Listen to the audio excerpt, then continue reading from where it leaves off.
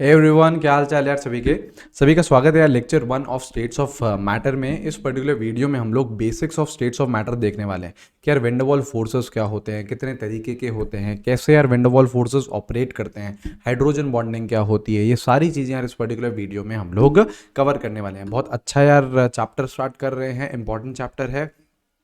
अगर आप लोग पूछेंगे कि वेटेज कितनी है, राइट, कि यार नीट में कितने क्वेश्चन पूछे जाते हैं, तो देखो यार होता होता क्या है, जो ऑर्गेनिक केमिस्ट्री है और इनऑर्गेनिक केमिस्ट्री है उसमें यार एक पर्टिकुलर चैप्टर से काफ़ी ज़्यादा क्वेश्चन पूछे जा सकते हैं। जैसे यार इनऑर्गेनिक केमिस्ट्री में हम बात करें तो यार आपका जैसे केमिकल बॉन्डिंग है, पी ब्लॉक है, यहाँ से यार भर के क्वेश्चन आते हैं। आपके ऑर्गेनिक केमिस्ट्री में हम बात करें तो आपका जीओसी है, हाइड्रोकार्बन से, यहाँ से यार भर के क्वेश्चन आते हैं। लेकिन फिजिकल केमिस्ट्री में क्या होता है, इवनली डिस्ट्रीब्यूटेड होता है आपका पेपर। मतलब यार अगर किसी चैप्टर से एक क्वेश्चन आ रहा है, दो क्वेश्चन, एक क्वेश्चन, दो क्वेश्चन, कभी ऐसा नहीं होता है कि यार किसी एक पर्टिकुलर चैप्टर से 3 4 5 क्वेश्चन तक आ जाए। ऐसा जनरली नहीं देखा जाता है, राइट। तो अगेन हम लोग अगर अगर वेटेज की बात करें तो नीट एग्जाम में आप लोग एक क्वेश्चन तक यहां से एक्सपेक्ट कर सकते हो। दो क्वेश्चन भी पूछे जा सकते हैं, एक से दो क्वेश्चन, एक मिनिमम हो सकता है और दो यहाँ पे मैक्सिमम क्वेश्चन पूछे जा सकते हैं। ठीक है, अच्छे से करनी है सारी चीजें, बढ़िया तरीके से सीखेंगे, शानदार तरीके से अपने नोट्स बनाते हुए चलिएगा। बच्चे के असली नोट्स कौन से हैं, उसके हैंड रिटन नोट्स। ठीक है, तो अपने हैंड रिटन नोट जरूर जरूर जरूर बनाते हुए चलिएगा। ठीक है, सबसे पहले बात करते हैं कि यार विंडरवॉल फोर्सेस क्या होते हैं। तो वेंडरवॉल फोर्सेस क्या होते हैं, सबसे पहली बात की दीज आर वीक फोर्सेस, ये कमजोर फोर्सेस हैं। इनको और क्या बोला जाता है, सेकेंडरी फोर्सेस भी बोला जाता है। ठीक है, देखो प्राइमरी फोर्सेस कौन से हैं, प्राइमरी बॉन्ड कौन से हैं। आयनिक बॉन्ड प्राइमरी बॉन्ड है, कोवेलेंट बॉन्ड प्राइमरी बॉन्ड है, कोऑर्डिनेट बॉन्ड प्राइमरी बॉन्ड है। ये जो तीन बॉन्ड है ये आपके प्राइमरी बॉन्ड है। लेकिन जो वेंडरवॉल फोर्सेस है ये क्या है, आपका एक सेकेंडरी बॉन्ड है। And these are non directional, कोई भी यार डायरेक्शन नहीं होते हैं। And these are non valence force of attraction, मतलब इसमें वैलेंस इलेक्ट्रॉन्स की जरूरत नहीं है, non valence force of attraction है, वैलेंस इलेक्ट्रॉन की कोई भी नीड नहीं होती है। And these are intermolecular force of attraction. इसका मतलब क्या, अगर सपोज करो आपका ए बी एक मॉलिक्यूल है और अगेन ए बी आपका दूसरा मॉलिक्यूल है, और अगर इन दो मॉलिक्यूल के बीच में, देखो यार ये आपका एक मॉलिक्यूल हो गया, ये आपका दूसरा मॉलिक्यूल हो गया, और अगर इन दोनों मॉलिक्यूल के बीच में कोई फोर्स ऑफ अट्रैक्शन लग रहा है, कोई बॉन्ड दिख रहा है, तो उसको हम क्या बोलेंगे, उसको हम क्या बोलेंगे, वेंडर वॉल फोर्स।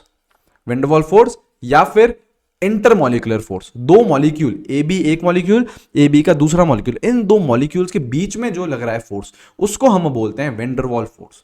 देखो दो तरीके के फोर्सेस हो सकते हैं, एक होता है इंटरमोलिकुलर जो दो मॉलिक्यूल के बीच में लग रहा है, और एक होता है ये जो within the same molecule है। Within the same molecule रहेगा तो उसको मैं क्या बोलूंगा, इंट्रामोलिकुलर। दो तरीके के फोर्सेस दिख रहे हैं, इंट्रामोलिकुलर जो मॉलिक्यूल के अंदर ही है, जैसे कोवलेंट बॉन्ड मॉलिक्यूल के अंदर होता है, आयनिक बॉन्ड मॉलिक्यूल के अंदर होता है। लेकिन दूसरे टाइप के फोर्सेस क्या हैं, जो इंटरमोलिकुलर है, दो मॉलिक्यूल्स के बीच में, उन्हीं फोर्सेस को हम क्या बोल रहे हैं, वेंडरवॉल फोर्सेस, और ये एक कमजोर फोर्सेस होते हैं।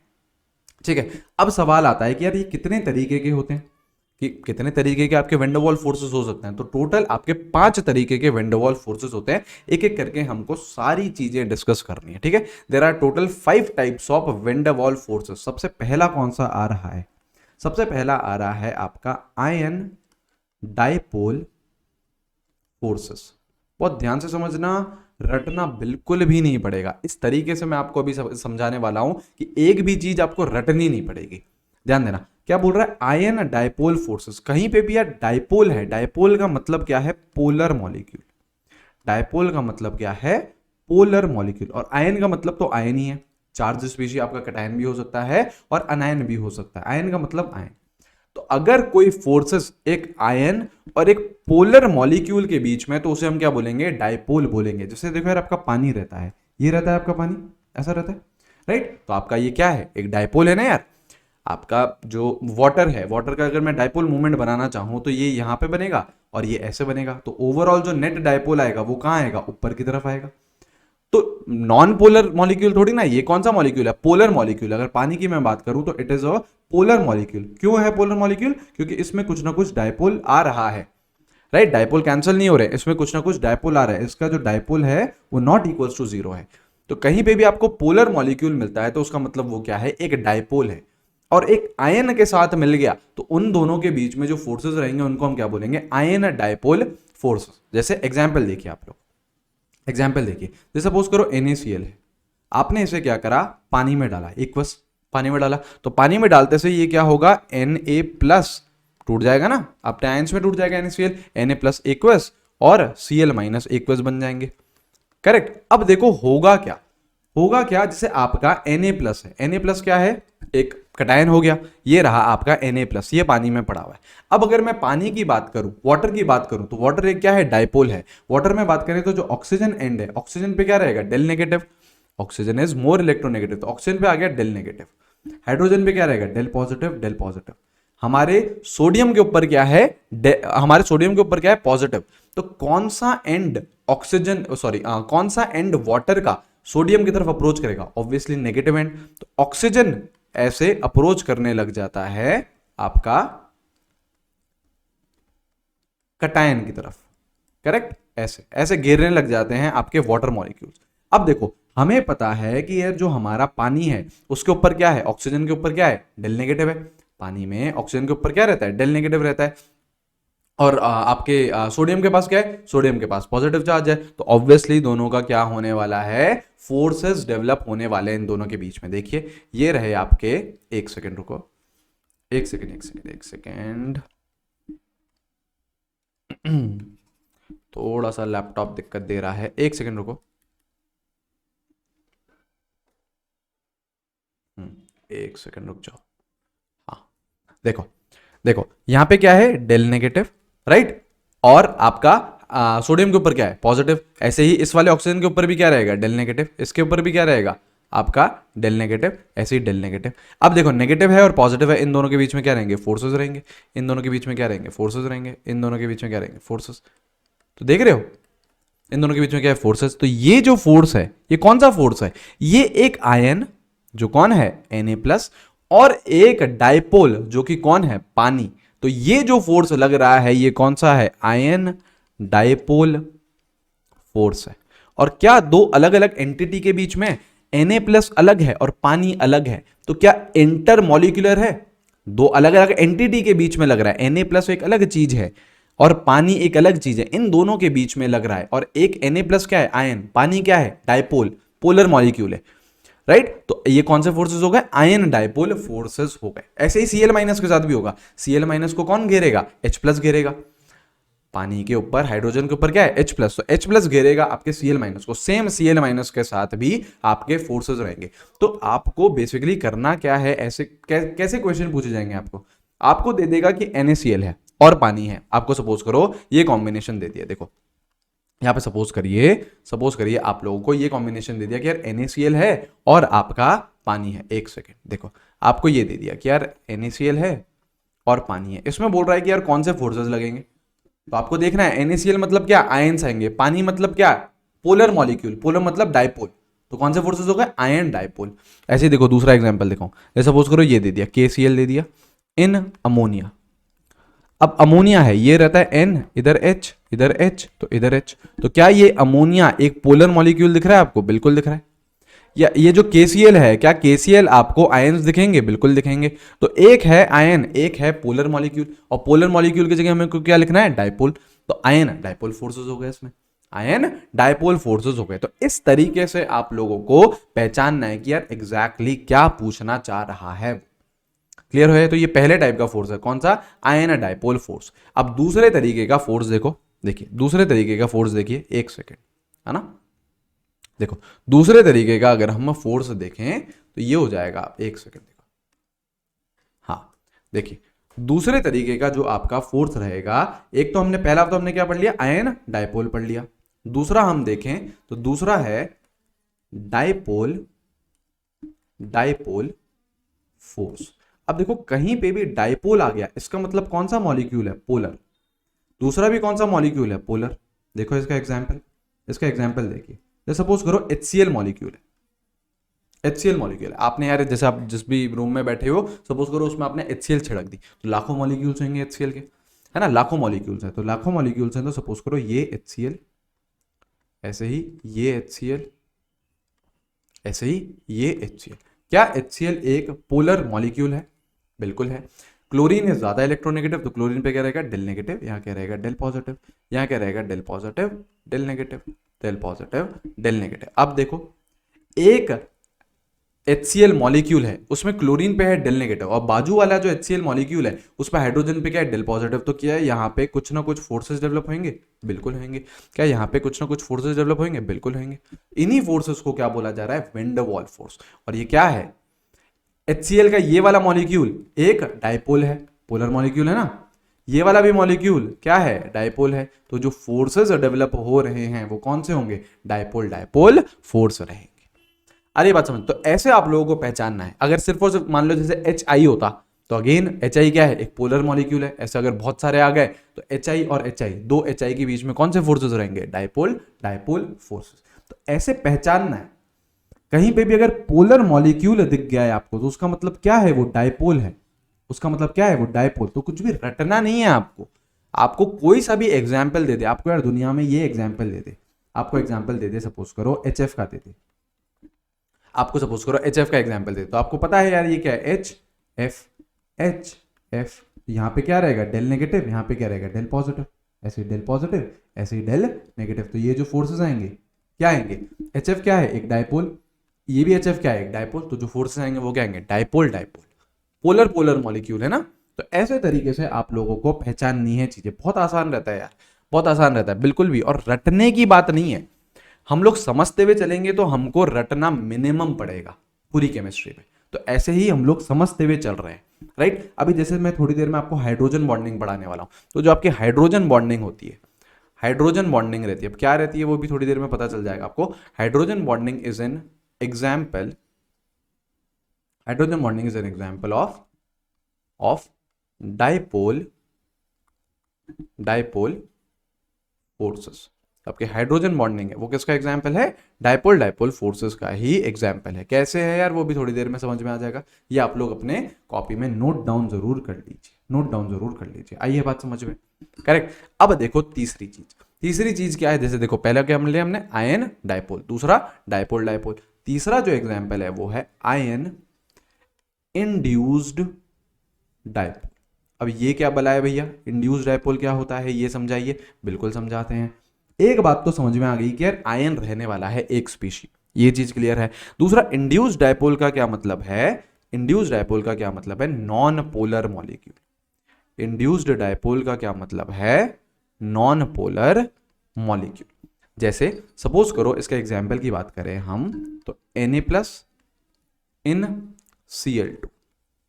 अब देखो Na+ क्या है, एक आयन है। Cl2 क्या है, Cl2 की अगर मैं बात करूं तो ऐसे ये है Cl2, तो ये क्या है, नॉन पोलर मॉलिक्यूल है ना, कोई पोलैरिटी थोड़ी ना है, दोनों के दोनों क्लोरीन है, कोई इलेक्ट्रोनेगेटिविटी डिफरेंस नहीं है, तो it is a non polar molecule, correct. अब यहां पे आपके कैसे फोर्सेस डेवलप हो रहे हैं, कैसे हो रहे हैं, जैसे देखो ये है रहा आपका Na+, ध्यान से सुनना है अब जरा ना, ध्यान से सुनना है, Na+, ठीक है। और ये रहा आपका क्लोरीन का मॉलिक्यूल, बिल्कुल।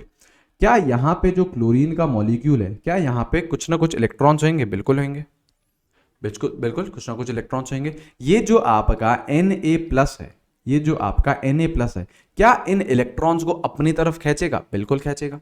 इन इलेक्ट्रॉन्स को इसने अपनी तरफ खींचा। क्या बहुत ज्यादा ताकत से खींचेगा, नहीं, है ना, बहुत ज्यादा ताकत से नहीं खींचेगा। तभी जो आपके ये जो वैन डर वाल फोर्सेस होते हैं, ये जो चार्जेस डेवलप हो रहे हैं, डेल पॉजिटिव डेल नेगेटिव, ये काफी कमजोर चार्जेस हैं, वीक फोर्सेस ऑफ अट्रैक्शन है ये। कौन से फोर्सेस ऑफ अट्रैक्शन है, वीक फोर्सेस ऑफ अट्रैक्शन है, राइट। लेकिन ये जो पॉजिटिव चार्ज है Na+ पे, ये इलेक्ट्रॉन्स को थोड़ा बहुत तो खींचेगा। और इलेक्ट्रॉन्स को, अगर इलेक्ट्रॉन्स लेफ्ट साइड में टिल्ट हो रहे हैं, तो क्या इस क्लोरीन के ऊपर डेल नेगेटिव चार्ज आएगा, बिल्कुल सही है। क्या इस क्लोरीन के ऊपर डेल पॉजिटिव चार्ज आएगा, हाँ। अब मैं ये नहीं बोल रहा हूं कि ये जो डेल पॉजिटिव और डेल नेगेटिव है बहुत ज्यादा चार्ज डेवलप होगा, नहीं नहीं नहीं, बहुत छोटा सा चार्ज डेवलप होगा, लेकिन चार्ज तो डेवलप होगा। डेल नेगेटिव आएगा किसकी तरफ, लेफ्ट साइड की तरफ, क्योंकि इलेक्ट्रॉन्स वहां पे झुक रहे हैं। अब इन दो फोर्सेस के बीच में, इन मतलब Na+ हो गया और आपका ये Cl पे क्या आ गया, नेगेटिव चार्ज, तो इनके बीच में क्या रहेंगे, कुछ ना कुछ फोर्स ऑफ अट्रैक्शन रहेंगे। इन्हीं फोर्स ऑफ अट्रैक्शन को क्या बोला जा रहा है, इन्हीं फोर्स ऑफ अट्रैक्शन को क्या बोला जा रहा है, आयन इंड्यूस्ड, एक सेकेंड रुकिए, एक सेकेंड, वापस स्टार्ट कर रहा हूं, रुकिए एक बार, एक सेकेंड। इन्हीं फोर्सेस को क्या बोला जा रहा है, आयन इंड्यूस्ड डायपोल। क्या बोला जा रहा है, आयन इंड्यूस्ड डायपोल। अब यार एक और कंफ्यूजन ये आ सकता है कि भैया इंड्यूस्ड डायपोल का मतलब क्या है ना। तो देखो, अगर मैं सिर्फ और सिर्फ क्लोरीन का मॉलिक्यूल लेता तो क्या उसमें कुछ भी डायपोल था क्या, नहीं, नॉन पोलर मॉलिक्यूल था भैया, कोई भी चार्जेस नहीं थे Cl2 मॉलिक्यूल में। लेकिन इस Na+ के चक्कर में भैया इसने क्या करा, Cl2 के इलेक्ट्रॉन्स को खींचा और उस चक्कर में ये पोलैरिटी डेवलप हो गई, डेल नेगेटिव और डेल पॉजिटिव उस चक्कर में डेवलप हो गए। तो जो डायपोल है वो इंड्यूस किया गया है, वो पैदा किया गया है। वैसे Cl2 molecule is a non polar molecule, लेकिन Na+ के आयन की प्रेजेंस में आपका डायपोल क्रिएट हुआ है, डायपोल इंड्यूस हुआ है, इसलिए उसे बोला जाता है इंड्यूस्ड डायपोल।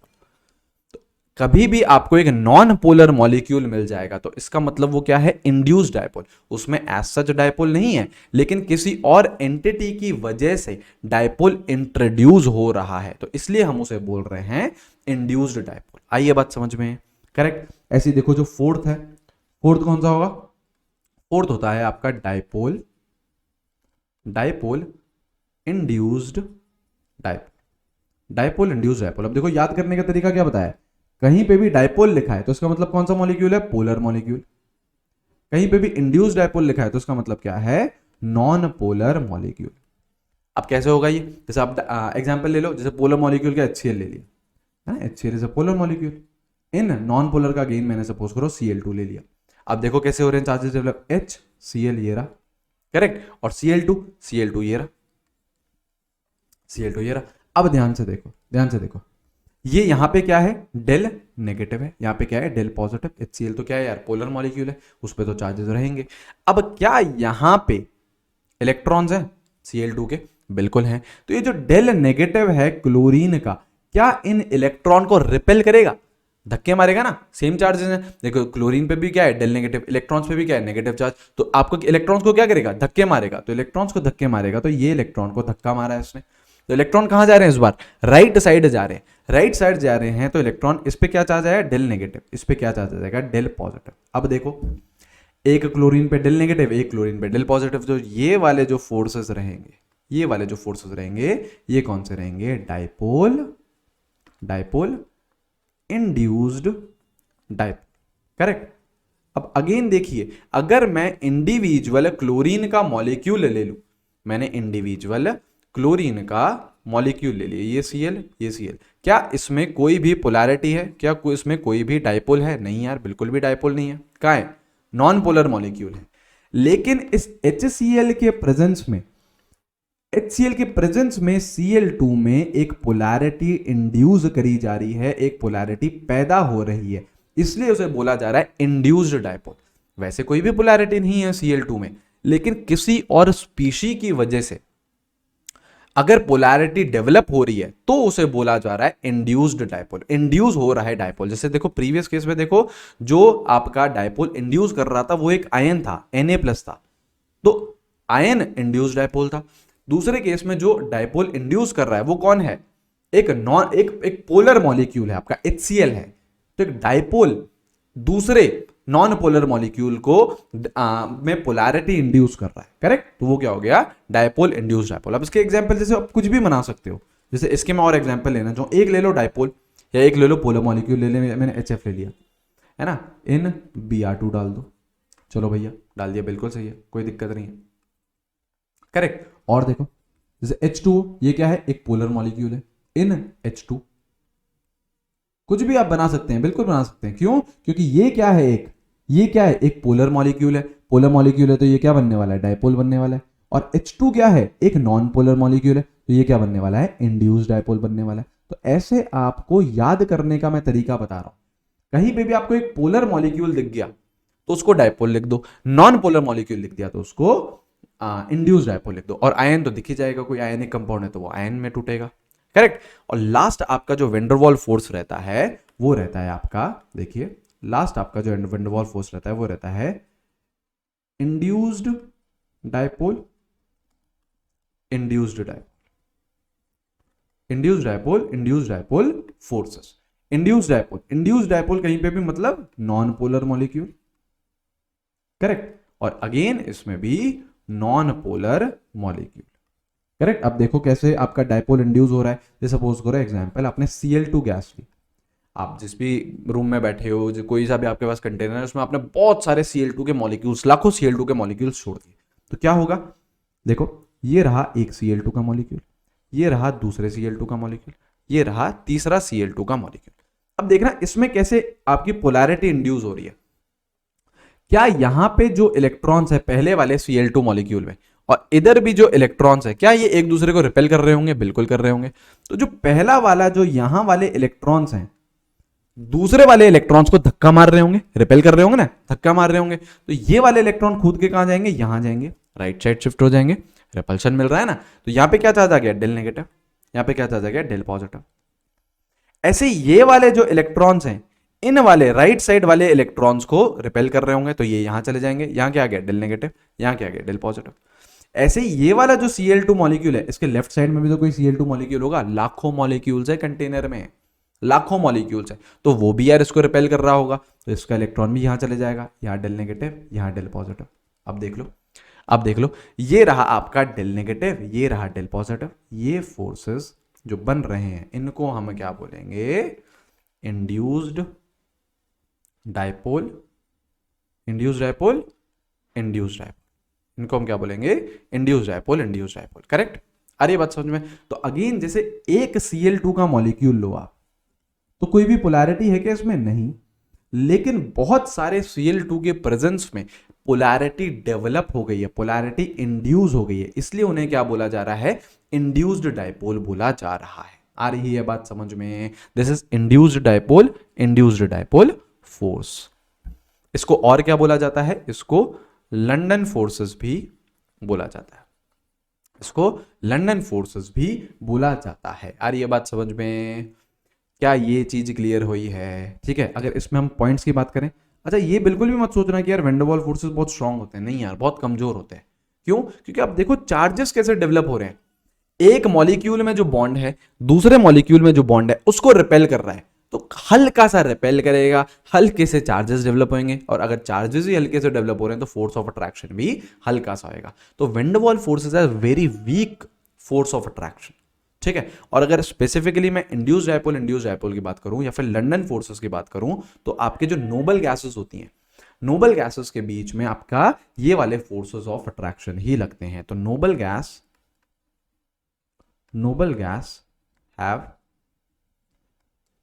गैस हैव, एक सेकेंड यार, है ना, रुकिए।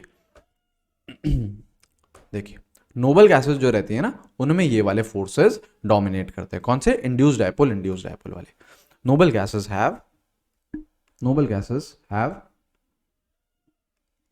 Have induced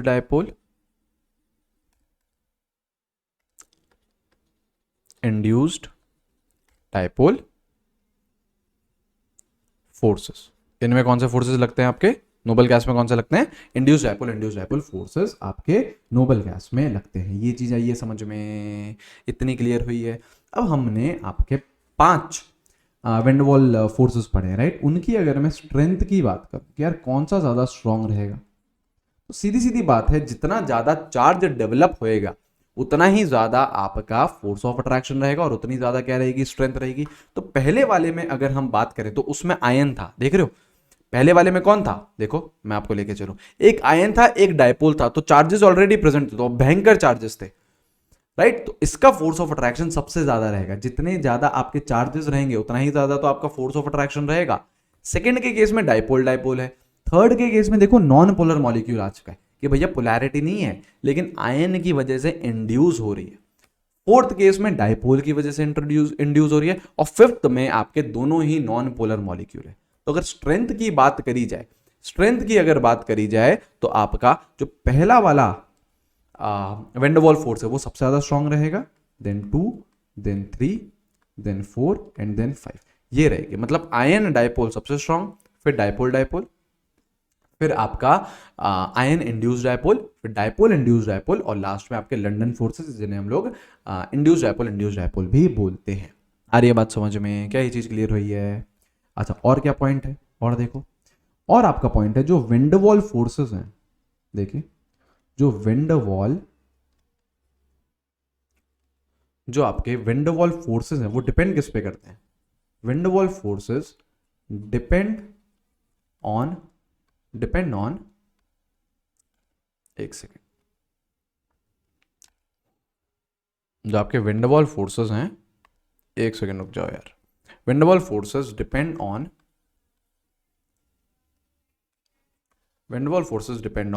molecular mass. किस पे डिपेंड करते हैं? आपके मॉलिक्यूलर मास पे डिपेंड करते हैं वेंडरवॉल फोर्स।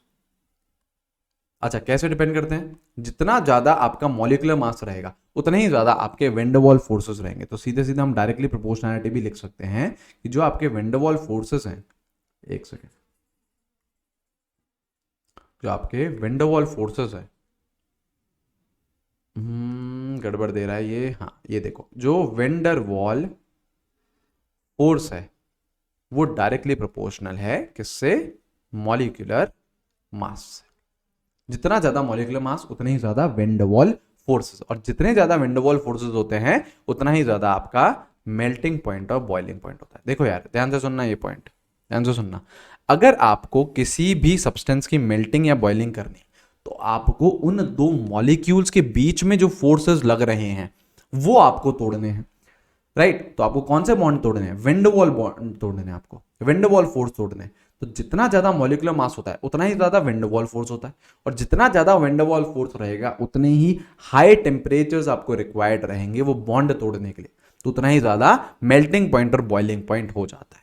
तो एक क्वेश्चन ये पूछा जाता है कि राइट लिखिएगा आप, है ना, right order of boiling point of noble gas.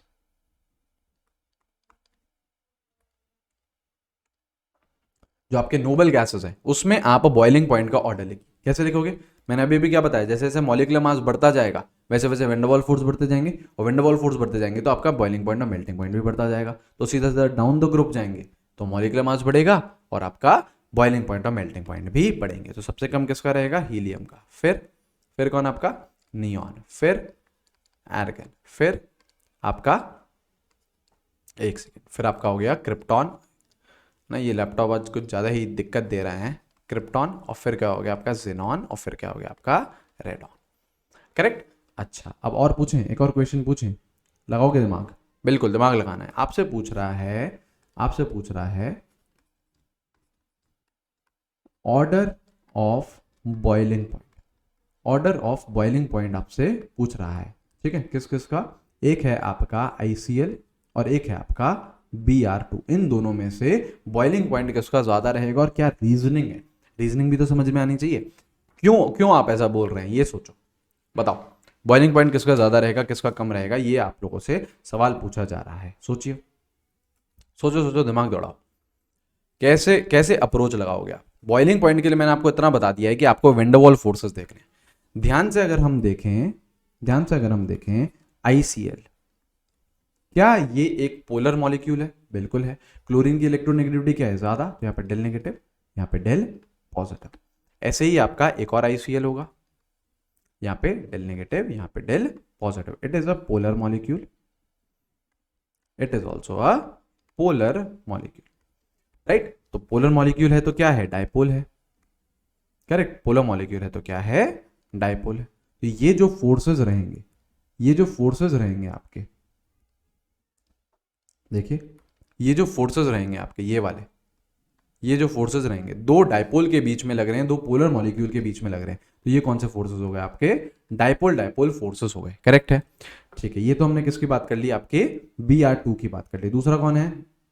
Sorry, ICL की बात कर ली है ना, ICL की बात कर ली। दूसरा कौन है? Br2 की बात करें तो ये रहेगा आपका Br2। देखिए, देखो ये रहा आपका Br, देखो यहाँ पे आपका एक जो Br2 है, ये Br, और ये दूसरा आपका Br। करेक्ट। Br क्या है आपका? एक नॉन पोलर मॉलिक्यूल है। ये रहा आपका नॉन पोलर मॉलिक्यूल।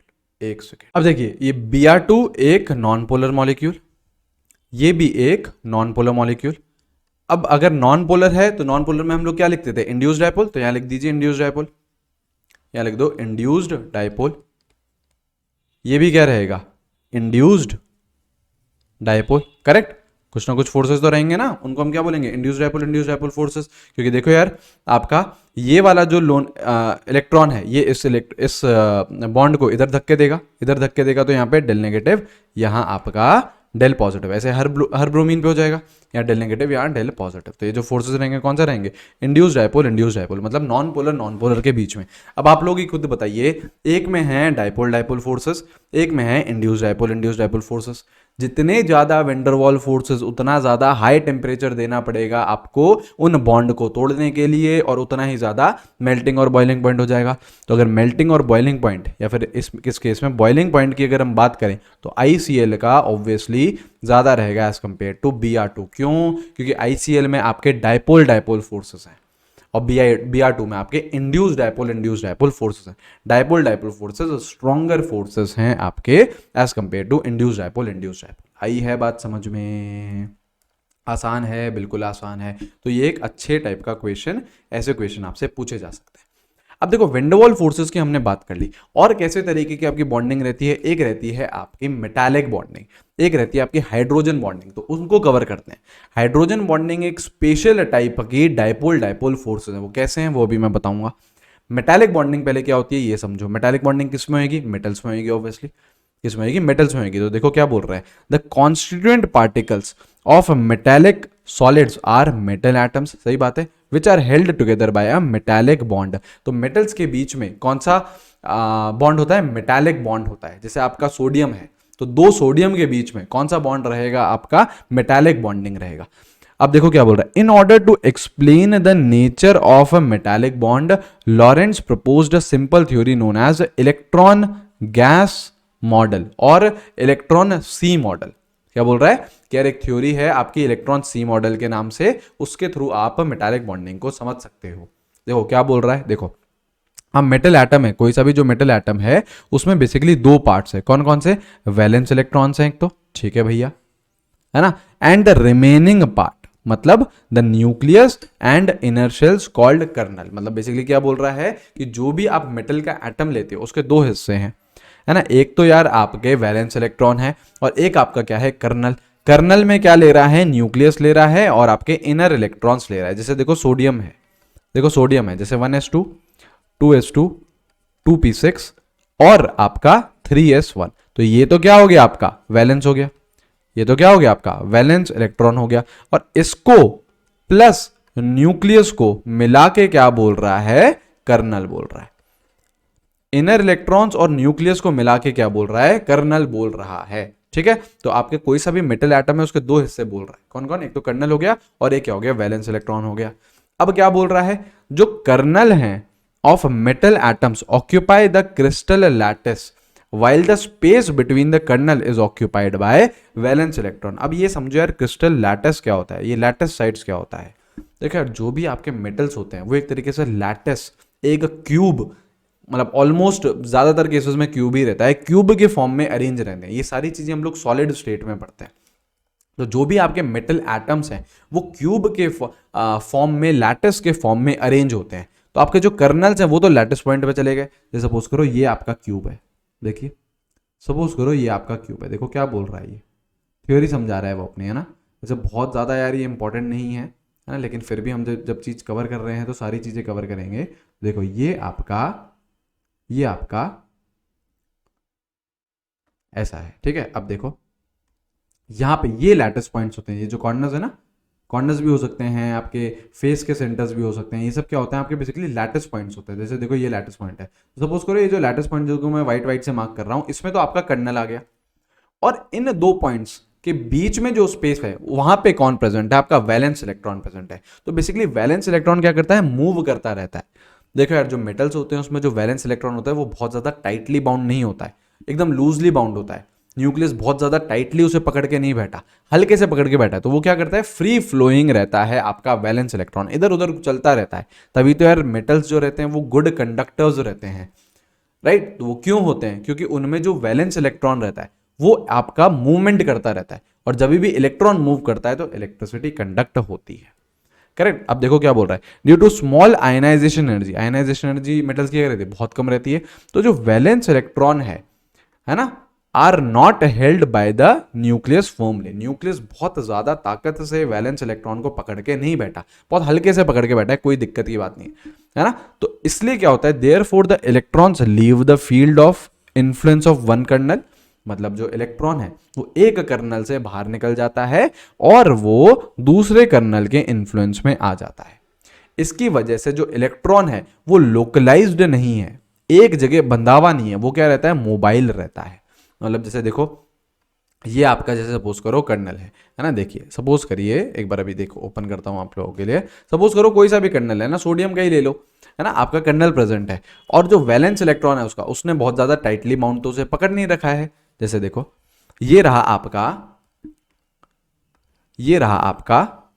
सपोज करो आपका सोडियम का ले लेते हैं कर्नल, ठीक है, और ये जो इलेक्ट्रॉन है ये बहुत ज्यादा टाइटली बाउंड नहीं है ना। ऐसे ही ये दूसरा कर्नल है, ये इसका है, तो ये इलेक्ट्रॉन क्या करता है, ऐसे मूव करता रहता है kernel to kernel, electron move करता रहता है कर्नल टू कर्नल। तो इस वजह से हम इसे क्या बोलते हैं, सी ऑफ इलेक्ट्रॉन्स भी बोलते हैं कि यार जो वैलेंस इलेक्ट्रॉन्स है वो बहुत ज्यादा टाइटली बाउंड नहीं है, वो क्या कर रहे हैं, फ्लो करते जा रहे हैं, सी की तरह फ्लो करते जा रहे हैं एक कर्नल से दूसरे कर्नल की तरफ, ठीक है। तो इस तरीके से आपकी मेटालिक बॉन्डिंग होती है, दो मेटल एटम्स के बीच में जो बॉन्डिंग हो रही है वो किसकी वजह से हो रही है, इस सी ऑफ इलेक्ट्रॉन्स की वजह से हो रही है, और इसी बॉन्डिंग को क्या बोला जा रहा है, मेटालिक बॉन्डिंग बोला जा रहा है। ऑलराइट, ठीक है, बहुत ज्यादा यार ये दिल पे लगाने वाली चीज नहीं है, लेकिन ठीक है चलो, है ना, हल्का फुल्का हम लोगों ने ये चीज भी देख ली, बहुत ज्यादा इंपॉर्टेंट ये नहीं है, मैं पहले ही आपको बता दूं। अब इंपॉर्टेंट क्या है, इंपॉर्टेंट है भैया हमारा हाइड्रोजन बॉन्डिंग, वो भी मैं बता रहा हूं आपको, है ना, वो इंपॉर्टेंट क्या है, हाइड्रोजन बॉन्डिंग। अब देखो यही मेटालिक बॉन्ड की इसने डेफिनेशन भी दे दी कि simultaneous attraction between the kernels and the mobile electron which hold the kernel together is known as metallic bonding. तो मेटालिक बॉन्डिंग क्या है, बेसिकली कर्नल और वो जो सी ऑफ इलेक्ट्रॉन्स हैं, जो मोबाइल इलेक्ट्रॉन्स है जो इधर से उधर मूव कर रहे हैं, उन दोनों के बीच में जो फोर्स ऑफ अट्रैक्शन डेवलप हो रहा है उसी को ही क्या बोल रहे हैं, मेटालिक बॉन्डिंग बोली जा रही है। करेक्ट। अब देखिए इंपॉर्टेंट क्या है, इंपॉर्टेंट है आपकी हाइड्रोजन बॉन्डिंग। अब हाइड्रोजन बॉन्डिंग होती क्या है, पहले तो आप यही समझ लो कि it is a special type of dipole, special type of dipole force. अब ये ऐसा मैं क्यों बोल रहा हूं, ये अभी आपको थोड़ी देर में ही चीजें क्लियर हो जाएंगी। पहले समझो हाइड्रोजन बॉन्डिंग है क्या, है ना, हाइड्रोजन बॉन्डिंग है, फिर एच बॉन्डिंग भी बोला जाता है इसे। It is an electrostatic attractive force. ये क्या है, एक इलेक्ट्रोस्टैटिक अट्रैक्टिव फोर्स है between covalently bonded hydrogen atom of one molecule and an electronegative atom. भैया ये क्या बोल दिया, ये तो बिल्कुल ही सर के ऊपर से चले गया। ध्यान से समझो, आपको क्या करना है, एक हाइड्रोजन एटम लेना है, उसको एक कोवेलेंट बॉन्ड बनाना चाहिए किसी एक हाईली इलेक्ट्रोनेगेटिव एटम के साथ। मतलब देखो ये जो X है, जैसे देखो ये X, ये H है, तो ये जो X है आपका, जिसके साथ हाइड्रोजन कोवेलेंट बॉन्ड बना रहा है, वो एक हाईली इलेक्ट्रोनेगेटिव एटम होना चाहिए। कौन कौन हो सकता है, X, फ्लोरीन हो सकता है, सबसे ज्यादा इलेक्ट्रोनेगेटिव रहती है, ऑक्सीजन हो सकता है, नाइट्रोजन हो सकता है, या फिर sp हाइब्रिडाइजेशन वाला कार्बन एटम हो सकता है। क्योंकि हमें पता है जितना ज्यादा परसेंटेज s कैरेक्टर होता है उतनी ही ज्यादा उतनी ज्यादा इलेक्ट्रोनेगेटिविटी रहती है। करेक्ट। तो परसेंटेज s कैरेक्टर sp में सबसे ज्यादा, तो उसकी इलेक्ट्रोनेगेटिविटी सबसे ज्यादा। तो x आपका कौन हो सकता है, हाईली इलेक्ट्रोनेगेटिव एटम। और ये y भी क्या होना चाहिए आपका, हाईली इलेक्ट्रोनेगेटिव एटम। y क्या क्या हो सकता है, फ्लोरीन, ऑक्सीजन, नाइट्रोजन या फिर क्लोरीन चलेगा। अब ध्यान से देखो कैसे आपका ये फोर्स ऑफ अट्रैक्शन डेवलप हो रहा है। ध्यान से देखो, जैसे x और h है, तो x क्या है, हाईली इलेक्ट्रोनेगेटिव एटम, तो x पे क्या डेवलप होगा, डेल नेगेटिव। हाइड्रोजन पे क्या डेवलप होगा, डेल पॉजिटिव। ऐसे y क्या है, y भी हाईली इलेक्ट्रोनेगेटिव एटम है। देखो कौन कौन है, फ्लोरीन, ऑक्सीजन, नाइट्रोजन, क्लोरीन। तो y पे कितना क्या चार्ज आएगा, ऑब्वियसली डेल नेगेटिव आएगा। अब आप ध्यान से समझो, y पे डेल नेगेटिव, हाइड्रोजन पे डेल पॉजिटिव, तो इनके बीच में कुछ ना कुछ फोर्सेस डेवलप होंगे, और इसी फोर्स को क्या बोला जाता है, हाइड्रोजन बॉन्डिंग बोला जाता है। क्या ये भी आपको एक इंटरमॉलिक्यूलर फोर्स दिख रहा है, हाँ या ना? क्या ये भी आपको एक इंटरमॉलिक्यूलर फोर्स दिख रहा है? बिल्कुल।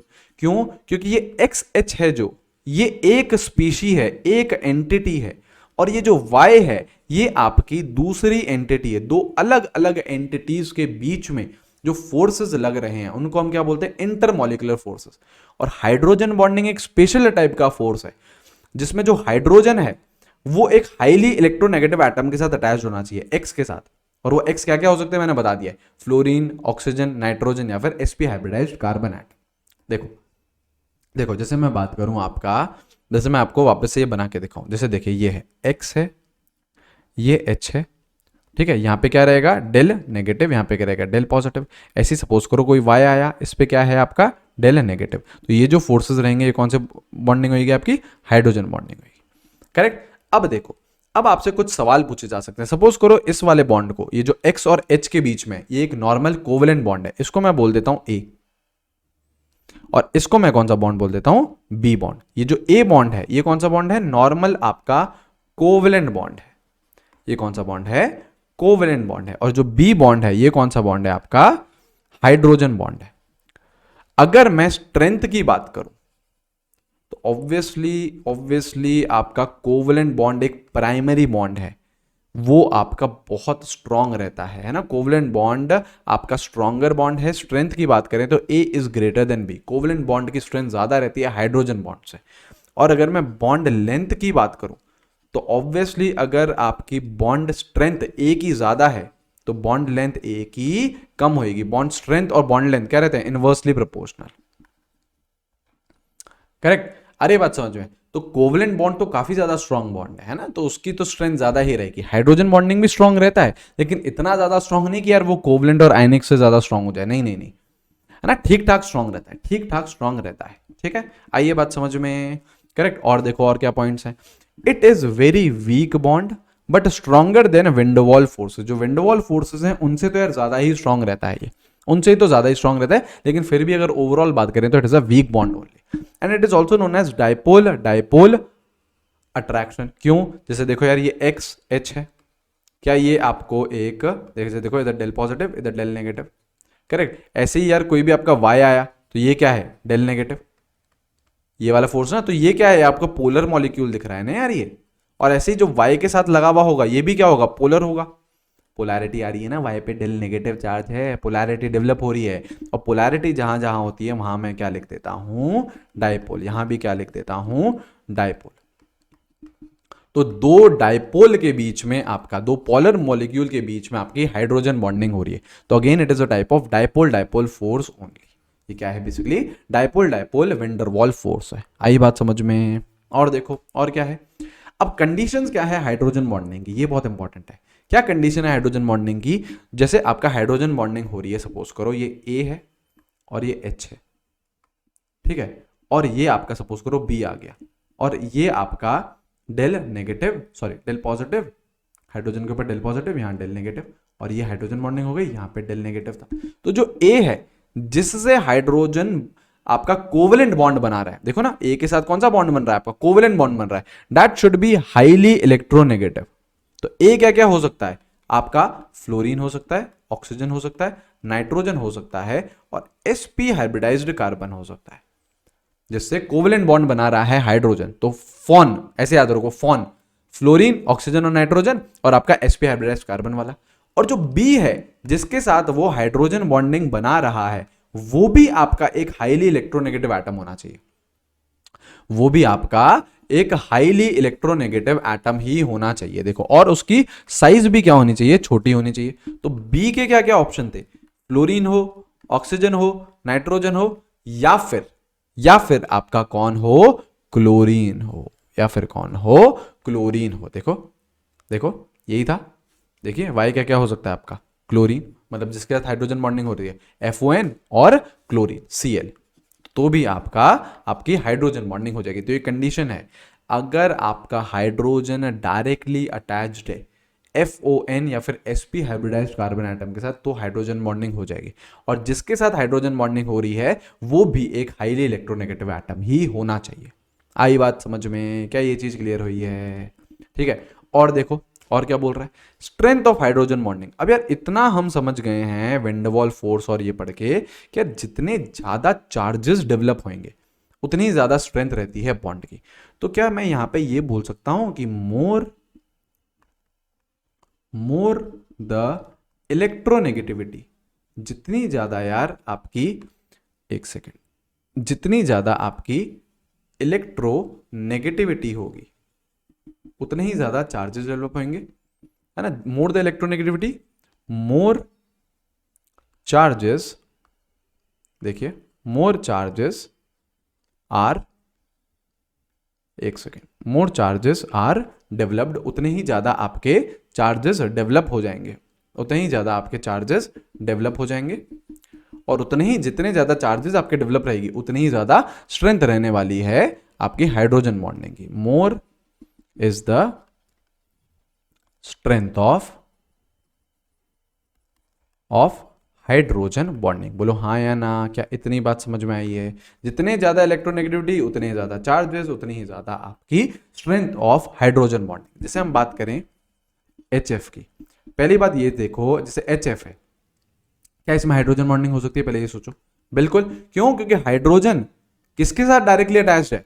Fawn, fluorine, oxygen, nitrogen. देखो sp हाइब्रिडाइज्ड कार्बन आइटम अगर आप याद नहीं रख सकते तो छोड़ दो, कोई दिक्कत नहीं, लेकिन फ्लोरीन, ऑक्सीजन, नाइट्रोजन तो याद रखना ही रखना है। तो इसमें हाइड्रोजन बॉन्डिंग होगी, बिल्कुल होगी, FON, है ना। तो अगर हाइड्रोजन आपका डायरेक्टली अटैच्ड है फ्लोरीन के साथ तो हाइड्रोजन बॉन्डिंग करेगा। कैसे करेगा? जैसे देखो ये रहा आपका फ्लोरीन। अच्छा, तो स्ट्रेंथ ऑफ हाइड्रोजन बॉन्डिंग की बात करें तो जितनी ज्यादा इलेक्ट्रोनेगेटिविटी उतनी ज्यादा स्ट्रेंथ होने वाली है। तो सबसे पहले डिस्कस कर लेते हैं HF का। तो ये देखो ये रहा आपका फ्लोरीन, ठीक है, ये रहा आपका फ्लोरीन। अब इसके साथ कौन रहेगा? आपका हाइड्रोजन। तो देखो इसमें आप हाइड्रोजन बॉन्डिंग कैसे दिखाएंगे? ये रहा आपका हाइड्रोजन, ठीक है, या फिर चलो इसको ऐसा करते हैं, थोड़ा सा इसको नीचे बनाओ, थोड़ा सा इसको नीचे बनाइए। देखिए इसको थोड़ा क्लीन कर देते हैं, इसको थोड़ा नीचे बनाते हैं। देखो ये रहा आपका, ये रहा आपका फ्लोरीन, ये रहा आपका हेलोजन, ठीक है, ये फ्लोरीन, सॉरी हेलोजन क्या, हाइड्रोजन, ये आपका फ्लोरीन, हाइड्रोजन, फ्लोरीन और ये हाइड्रोजन। तो ऑब्वियसली पता है फ्लोरीन के ऊपर कौन सा चार्ज रहेगा? Del negative. हाइड्रोजन के ऊपर डेल पॉजिटिव, यहाँ पे है डेल पॉजिटिव, यहाँ पे है डेल नेगेटिव। ऑब्वियसली ये जो बॉन्डिंग रहेगी, कौन सी बॉन्डिंग रहेगी? हाइड्रोजन। क्यों? क्योंकि जो हाइड्रोजन है वो किसके साथ अटैच्ड है? FON, fluorine, oxygen, nitrogen. Directly hydrogen आपका किसके साथ अटैच्ड है? फ्लोरीन के साथ, तो हाइड्रोजन बॉन्डिंग करेगा। तो ये वाली जो बॉन्डिंग हो रही है, कौन सी बॉन्डिंग हो रही है? हाइड्रोजन बॉन्डिंग हो रही है। ये फर्दर चलती जाएगी, फर्दर चलती जाएगी। ऐसे ही जैसे अगर हम बात करें आपका और केसेस का क्या हो सकते हैं, और जैसे हम बात करें पानी की, पानी की बात करें तो इधर ऑक्सीजन, इधर हाइड्रोजन, इधर हाइड्रोजन। ऐसे ही जो दूसरा हाइड्रोजन होएगा वैसे ऐसा ऐसा कोई मॉलिक्यूल रहेगा आपका पानी का। अब इस हाइड्रोजन के ऊपर क्या है? डेल पॉजिटिव, इस ऑक्सीजन के ऊपर क्या है? Del negative. तो ये जो बॉन्डिंग होगी, कौन सी बॉन्डिंग होगी? Hydrogen bonding. ऐसे हम लोग बात करें अमोनिया, तो अमोनिया में भी कौन सी बॉन्डिंग होगी? हाइड्रोजन बॉन्डिंग होगी। जहां पे भी हाइड्रोजन डायरेक्टली अटैच्ड है फ्लोरीन, ऑक्सीजन और नाइट्रोजन के साथ, तो कौन सी बॉन्डिंग हो जाती है? हाइड्रोजन बॉन्डिंग हो जाती है। अब हम किसकी बात कर रहे हैं? स्ट्रेंथ की बात कर रहे हैं। तो जितना ज्यादा चार्ज डेवलप होगा उतनी ज्यादा ही आपकी स्ट्रेंथ होगी। तो चार्ज सबसे ज्यादा डेवलप कहां होगा? जहां इलेक्ट्रोनेगेटिविटी सबसे ज्यादा होगी। तो इलेक्ट्रोनेगेटिविटी सबसे ज्यादा कहां है? फ्लोरीन के केस में। तो HF की जो स्ट्रेंथ है वो सबसे ज्यादा, फिर पानी की, और फिर अमोनिया में हाइड्रोजन बॉन्डिंग की। तो स्ट्रेंथ अगर हाइड्रोजन बॉन्डिंग की पूछी जाए तो ये स्ट्रेंथ का ऑर्डर रहेगा, ठीक है, इलेक्ट्रोनेगेटिविटी से डायरेक्टली प्रोपोर्शनल। अब बात करते हैं कितने तरीके की हाइड्रोजन बॉन्डिंग हो सकती है, कितने तरीके की हाइड्रोजन बॉन्डिंग हो सकती है। तो इससे पहले आप लोग ये समझिए, आपको ऐसे होपफुली आइडिया हो सकता है ऑर्थो पोजीशन क्या होती है, मेटा क्या होती है, पैरा क्या होती है। जैसे देखो ये आपको पोजीशन है, ये जैसे देखिए, देखिए एक सेकेंड, है ना, जैसे देखो ये आपका कोई बेंजीन रिंग है, ठीक है, और ये सपोज करो OH ग्रुप मैंने यहां लगा दिया। तो इसके जो डायरेक्टली बाजू वाली पोजीशन है, OH के जस्ट पास वाली, लेफ्ट साइड पे हो या राइट साइड पे हो, किसी साइड पे भी हो, ये वाली जो पोजीशन है आपकी, ये जो डायरेक्टली ये वाली पोजीशन है, इनको पोजीशन को हम क्या बोलते हैं? Ortho position. इनको हम क्या बोलते हैं? Ortho position. या फिर इसको किससे रिप्रेजेंट कर रहे हैं? O से रिप्रेजेंट करते हैं। किससे? O से, ठीक है। OH से जो एक छोड़ के होती है ये वाली पोजीशन या फिर ये वाली, दोनों, ये कौन सी पोजीशन होती है? मेटा पोजीशन, करेक्ट है ना। ये वाली कौन सी पोजीशन हो गई आपकी? मेटा पोजीशन हो गई। M से डिनोट कर लो यार इसको, करेक्ट। ये कौन सी पोजीशन हो गई? मेटा पोजीशन हो गई। एक सेकेंड, है ना, ये आपकी, अच्छा, और जो डायरेक्टली अपोजिट होती है, जैसे OH के जो डायरेक्टली अपोजिट है, ये कौन सी हो जाती है आपकी? पैरा पोजीशन हम इसको बोलते हैं। P से हम रिप्रेजेंट कर रहे हैं इसको। अब देखो दो तरीके की आपकी हाइड्रोजन बॉन्डिंग हो सकती है, दो तरीके की हाइड्रोजन बॉन्डिंग। जैसे सपोज करो अगर आपका ये कोई ग्रुप प्रेजेंट है, देखो एक बार ध्यान से सुनना, ये आपका बेंजीन रिंग है, ये आपका बेंजीन रिंग है, इधर OH है और इधर आपका NO2 ग्रुप है। कौन सा ग्रुप है? NO2 group. तो कौन सी पोजीशन पे? ऑर्थो पोजीशन पे, OH के जस्ट पास वाली पे। तो इसको बोलेंगे हम ऑर्थो नाइट्रो। एक सेकंड रुको यार, एक सेकंड है ना, ये आज थोड़ा सा ज्यादा इशू कर रहा है, एक सेकंड रुकिए।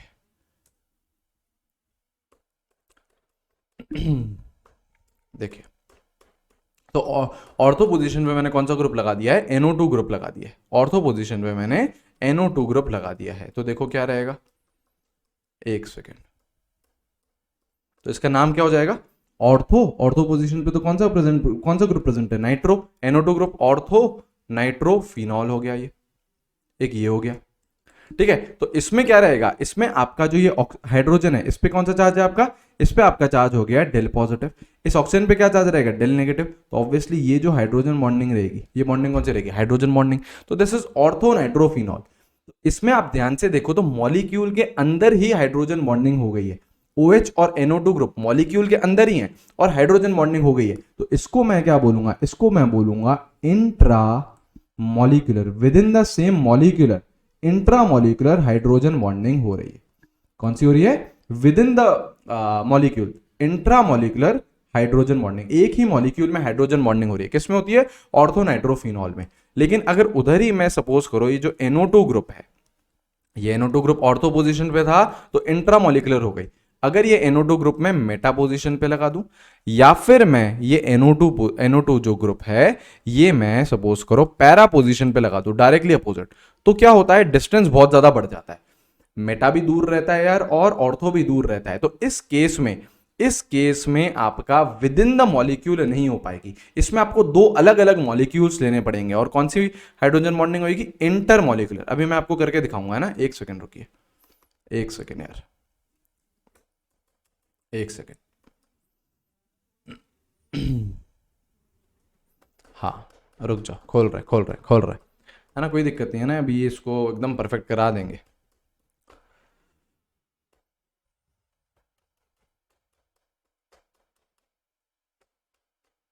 रुक जाओ, कहाँ गया? हाँ, तो यहाँ पे क्या लिख दो?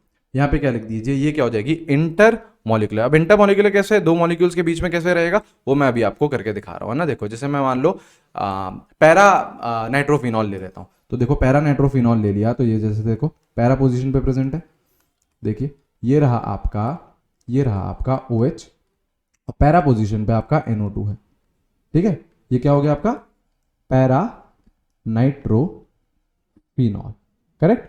अब सपोज करो एक और आपका पैरा नाइट्रोफिनॉल आया, तो देखिए अब कैसे हाइड्रोजन बॉन्डिंग होगी। जैसे आपका ये NO2 और ये रहा आपका OH, तो देखो अब कैसे होगी? आपके हाइड्रोजन के ऊपर क्या है? डेल पॉजिटिव, यहां पे डेल नेगेटिव। तो देख रहे हो दो मॉलिक्यूल्स के बीच में हो रही है अभी। एक पैरा नाइट्रोफिनॉल इधर है, एक पैरा नाइट्रोफिनॉल इधर है। तो अब दो मॉलिक्यूल्स के बीच में हो रही है, तभी मैं इसे क्या बोल रहा हूं? इंटरमॉलिक्यूलर। दो मॉलिक्यूल्स के बीच में, इधर डेल पॉजिटिव इधर डेल नेगेटिव, ये हाइड्रोजन बॉन्डिंग। पिछले वाले केस में क्या हो रहा था? ऑर्थो पोजीशन पे एकदम पास पास थे OH और NO2 ग्रुप, तो with in the same molecule कर लिए उन्होंने, इंट्रामॉलिक्यूलर हो गया। लेकिन मेटा और पैरा पे आपके OH और NO2 दूर दूर हो जाते हैं, तो इंटरमॉलिक्यूलर दो मॉलिक्यूल्स लगते हैं अगर आपको हाइड्रोजन बॉन्डिंग करनी है तो।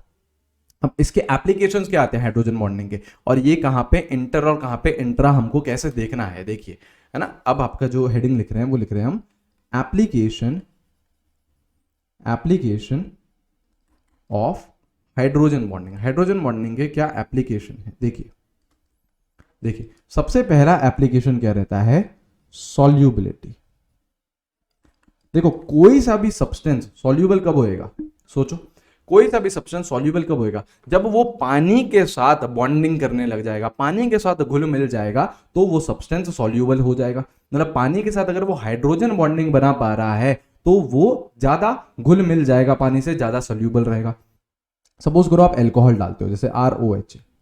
अब बताओ यहाँ पे हाइड्रोजन बॉन्डिंग होगी या नहीं? बिल्कुल होगी। Hydrogen is directly attach to oxygen, hydrogen bonding होगी। यहाँ पे डेल नेगेटिव, यहाँ पे डेल पॉजिटिव। अब सपोज करो आपने इसमें पानी में डाला, तो पानी में डालने में क्या होगा? ऑक्सीजन है, वो ऐसे अप्रोच करेगा, ऑक्सीजन पे क्या रहेगा? Del negative. तो इन दोनों के बीच में क्या हो जाएगी? Hydrogen bonding. तो पानी के साथ जो जितना ज्यादा घुल मिल जाएगा वो उतना ज्यादा सॉल्यूबल हो जाएगा। अब अगर हम बात करते हैं इंट्रामोलिकुलर हाइड्रोजन बॉन्डिंग और इंटरमोलिकुलर, आप क्या लो, ऑर्थो नाइट्रोफिनॉल ले लो। ध्यान से सुनना, अब है ना, जबरदस्त बात बताने वाले हैं यहाँ पे ना, देखिएगा। ये रहा आपका ऑर्थो नाइट्रोफिनॉल, ये रहा OH, ये N डबल बॉन्ड O, ये ऑर्थो नाइट्रोफिनॉल। इसमें इंट्रामोलिकुलर होती है, ये हो गई आपकी हाइड्रोजन बॉन्डिंग, करेक्ट। और ये है आपका पैरा नाइट्रोफिनॉल। देखो ये रहा OH और ये रहा NO2, करेक्ट। ये कौन सा हो गया आपका ऑर्थो नाइट्रोफिनॉल। और ये क्या हो गया आपका पैरा नाइट्रोफिनॉल। अब आपसे एक क्वेश्चन है कि किसकी सॉल्युबिलिटी ज्यादा होगी। हिंट मैं दे देता हूं, उसकी सॉल्युबिलिटी ज्यादा होगी जो पानी के साथ हाइड्रोजन बॉन्डिंग करेगा।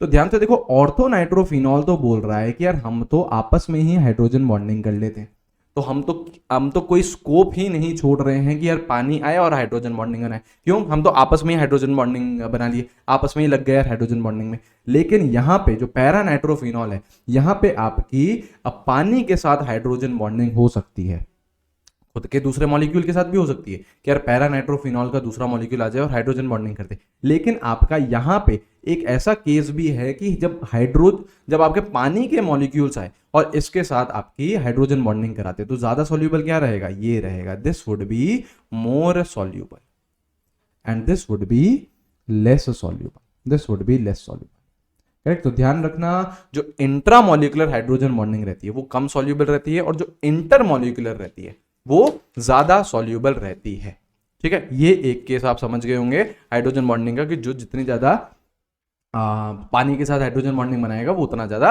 सॉल्यूबल रहेगा। ये एक केस क्लियर हो गया। दूसरा केस क्या है? दूसरा केस है विस्कोसिटी। समझते हैं विस्कोसिटी क्या होता है? विस्कोसिटी यार देखो, वैसे तो आप लोग बहुत ज्यादा डिटेल में फिजिक्स में पढ़ते हो, अगर मैं देसी भाषा में आपको बताऊं विस्कोसिटी तो क्या होता है, गाढ़ापन। जैसे आप क्या करना, हनी लो, शहद लो, है ना, और आप अपने टेबल पे, ऐसे करना नहीं है ना, केवल सुनना है, ठीक है। ऐसे टेबल पे अपन ने थोड़ा सा उसको ऐसे गुड़काया, लेटाया और ऐसे थोड़ा सा उसको फेंकने की कोशिश करी, तो क्या वो बहुत धीरे धीरे चलेगा? हाँ, क्यों? क्योंकि वो बहुत गाढ़ा है, क्योंकि वो बहुत विस्कस है। और उधर ही अगर मैं पानी ऐसे डोलूं तो पानी तो फटाक फटाक से ऐसे निकल जाएगा, क्योंकि पानी गाढ़ा कम है, विस्कस कम है। तो विस्कोसिटी का अगर देसी भाषा में हम बात करें तो क्या है, गाढ़ापन। तो अब अगेन जैसे हाइड्रोजन बॉन्डिंग के एप्लीकेशन की बात करें तो अगेन आपका ऑर्थो नाइट्रोफिनॉल है, देखो यहाँ पे इसी को ही केस लेके बनाएंगे। ये रहा आपका ऑर्थो नाइट्रोफिनॉल और एक क्या रहेगा, पैरा नाइट्रोफिनॉल, करेक्ट। देखो ये रहा आपका पैरा नाइट्रोफिनॉल। अब जो पैरा नाइट्रोफिनॉल है उसमें जो आपकी हाइड्रोजन बॉन्डिंग हो रही है, जैसे ऑर्थो वाले में तो क्या हो रही है, इंट्रामोलिकुलर हो रही है, पैरा में क्या रहेगी, इंटर रहेगी। पैरा में क्या रहेगी, इंटर रहेगी। ये जैसे देखो N डबल बॉन्ड O और इधर ये O और इधर ये OH, देखो ये वाली हाइड्रोजन बॉन्डिंग रहेगी।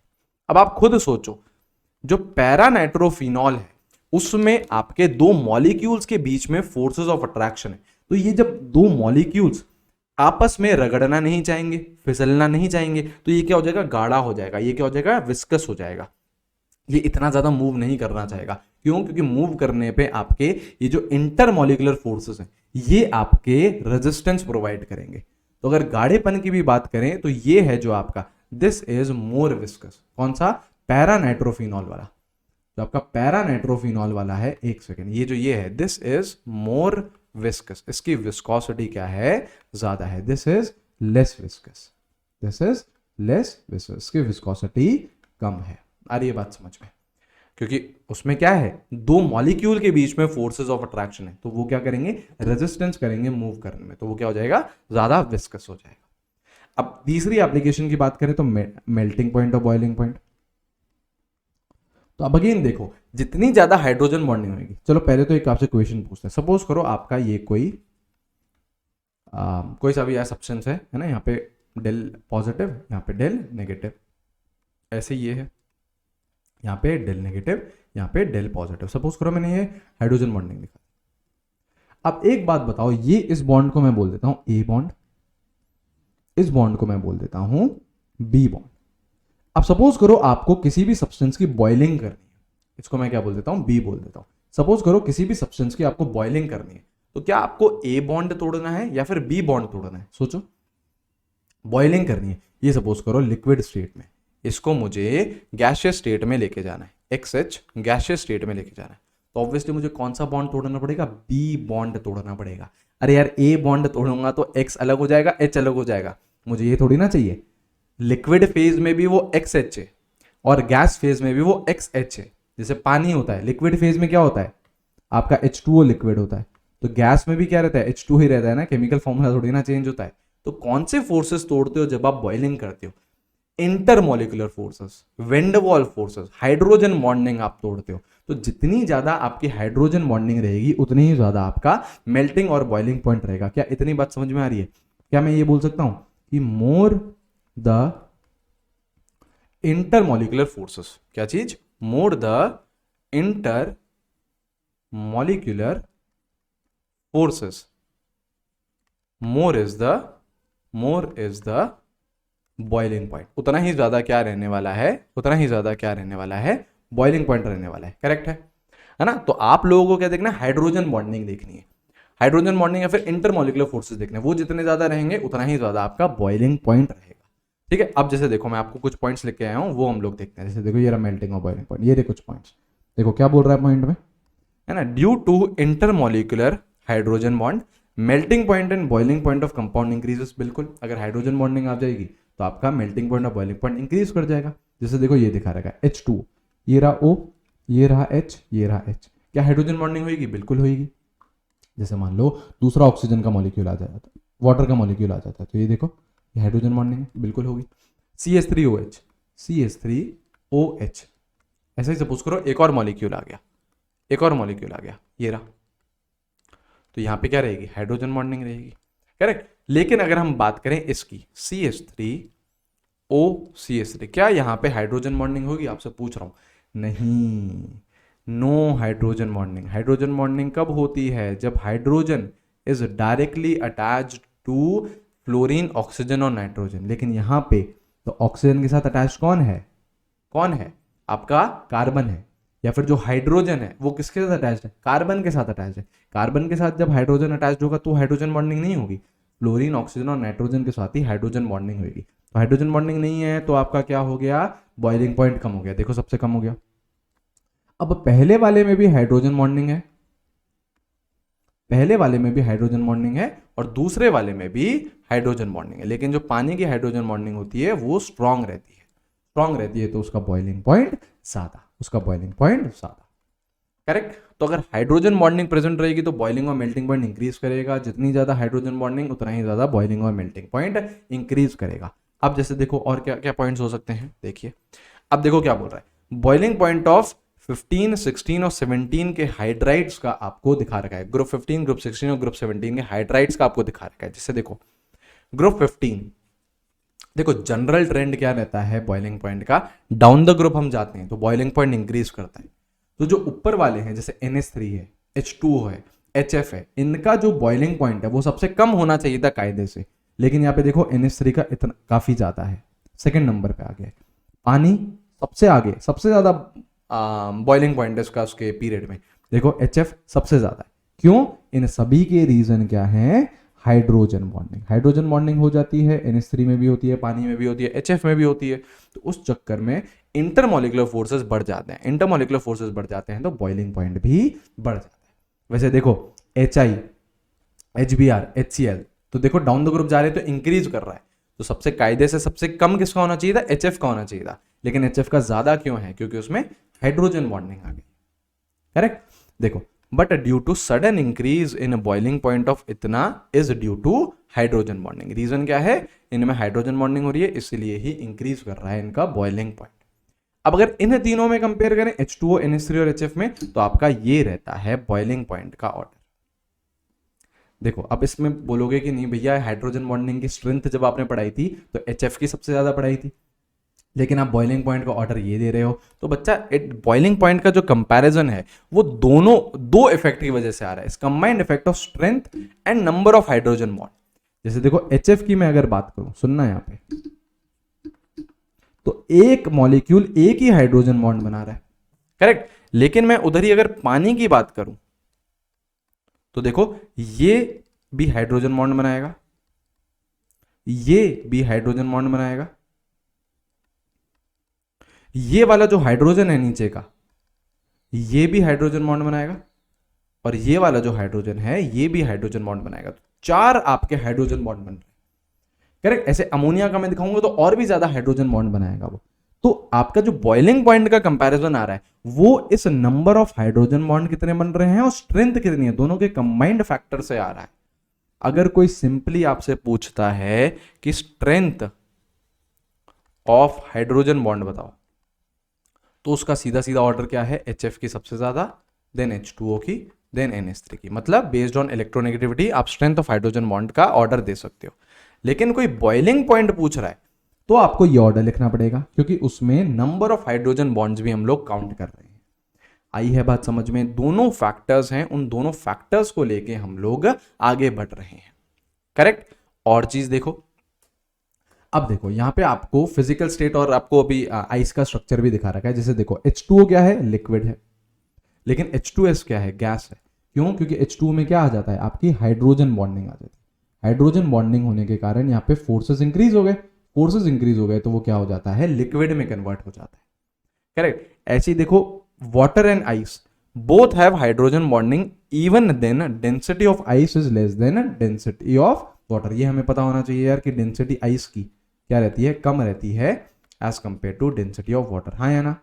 जैसे यार ग्लास लीजिएगा पानी का और उसमें जब आइस डाल देते तो आइस फ्लोट करती है ना। क्यों फ्लोट कर रही है? क्योंकि उसकी डेंसिटी क्या है, कम है पानी से। एक एक्सेप्शन है।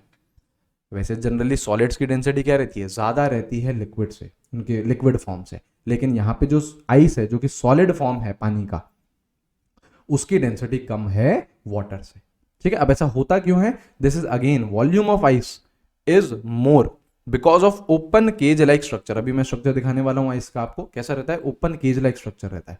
और आपका वॉल्यूम ज्यादा क्यों होती है? क्योंकि उधर एसोसिएशन ऑफ वाटर मॉलिक्यूल्स हो जाता है with the help of hydrogen bonding. तो डेंसिटी क्या होती है, देखो mass upon volume, mass upon volume. तो देखो क्या बोल रहा है, वॉल्यूम है जो वो इंक्रीज कर गई है, तो ऑब्वियसली डेंसिटी क्या कर जाएगी, डिक्रीज कर जाएगी। डेंसिटी क्या कर जाती है, डिक्रीज कर जाती है। अब देखो क्या बोल रहा है, H2O become solid due to 4 hydrogen bond among water molecule are present in tetrahedral. मैं भी आपको दिखाता हूं, स्ट्रक्चर दिखाता हूं। ये है स्ट्रक्चर, केज लाइक स्ट्रक्चर है आपके आइस का। किसका स्ट्रक्चर है, आइस का। अब देखो इसमें सवाल कैसे पूछे जाते हैं, पता है कैसे पूछा जाता है? पूछता है कि in one water molecule of ice, मैं लिख देता हूं चलो, in one molecule of ice, ये दे रखा है, ठीक है। बोल रहा है number of hydrogen bonds, number of total hydrogen bonds. Total hydrogen bonds कितने हैं ये बताइए। एक मॉलिक्यूल ऑफ आइस कितने हाइड्रोजन बॉन्ड बना रहा है? तो देखो एक मॉलिक्यूल ऑफ आइस, क्या ये मैं ले सकता हूं, देखो H2O एक मॉलिक्यूल है इसका, बिल्कुल है। कितने हाइड्रोजन बॉन्ड है, देखो ये रहा 1, ये रहा 2, ये रहा 3, ये रहे 4, करेक्ट। तो टोटल आपके हाइड्रोजन बॉन्ड कितने बन रहे हैं, एक मॉलिक्यूल ऑफ आइस से कितने बन रहे हैं, 4 बन रहे हैं। ऑक्सीजन कितने बना रहा है, देखो ऑक्सीजन बना रहा है ये 2, और हाइड्रोजन कितने बना रहा है, एक हाइड्रोजन कितना बना रहा है, 1 बना रहा है। वैसे 2 हाइड्रोजन है तो टोटल यहां से भी 2 आ गए। तो ऐसे टाइप का आपको क्वेश्चन पूछे जाते हैं। तो इस वॉल्यूम की बात हो रही थी, हाइड्रोजन बॉन्डिंग की वजह से ये जो वॉल्यूम है, ये जो खाली स्पेस आ रहा है, इसके चक्कर में क्या होती है, वॉल्यूम बढ़ जाती है। वॉल्यूम बढ़ जाती है तो डेंसिटी कम हो जाती है आइस की। ये चीज ध्यान रखना कि density of ice is less than density of water, correct. तो देखो यहां पे यार आपका एक बहुत अच्छा basics of states of matter cover होता है। इसके बाद अब हम लोग चलेंगे कि यार गैस क्या होती है, गैस की क्या टेंडेंसी होती है, प्रेशर कैसे लगता है गैस का, वॉल्यूम क्या रहती है, टेम्परेचर क्या रहता है, कुछ आपके बहुत शानदार लॉज आने वाले हैं ना, वो सारी चीजें हम लोग देखने वाले हैं, ठीक है। तो ये सब रहेगा आपका नेक्स्ट वीडियोस में, ऑलराइट। चलो फिर यार हम लोग मिलेंगे नेक्स्ट वीडियो में। Till then take care everyone, have a great day, see you guys, bye bye.